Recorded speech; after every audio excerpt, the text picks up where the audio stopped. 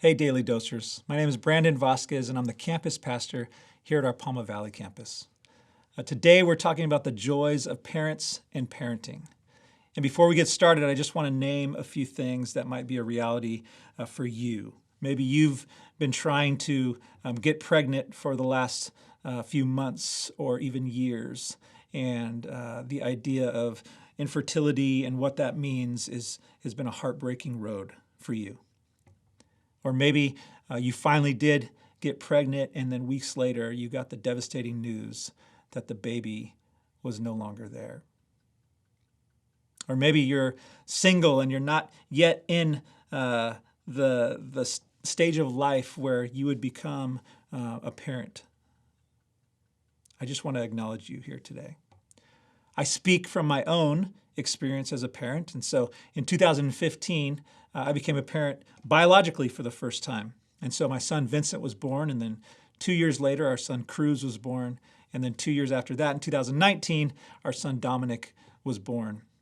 Also in that year, Michelle and I became adoptive parents with our daughter Aria.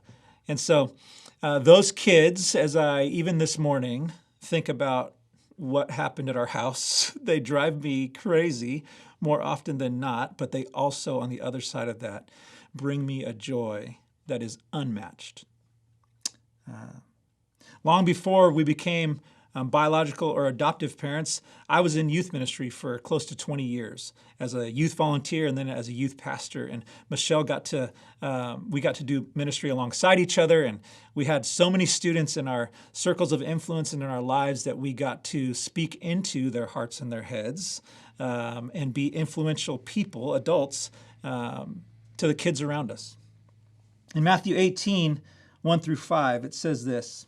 This is Jesus talking to his disciples. That's kind of the scene. At that time, the disciples came to Jesus and asked, "Who then is the greatest in the kingdom of heaven?" He called a little child to him and placed the child among them. And he said, "Truly I tell you, unless you change and become like little children, you will never enter the kingdom of heaven. Therefore, whoever takes the lowly position of this child is the greatest in the kingdom of heaven. And whoever welcomes one such child in my name welcomes me." Isn't that wild? He didn't point to any of his disciples or the person over there who had riches or this person over here who had accomplished all these things. He said, "Hey, go get that kid. Bring him over here." Them.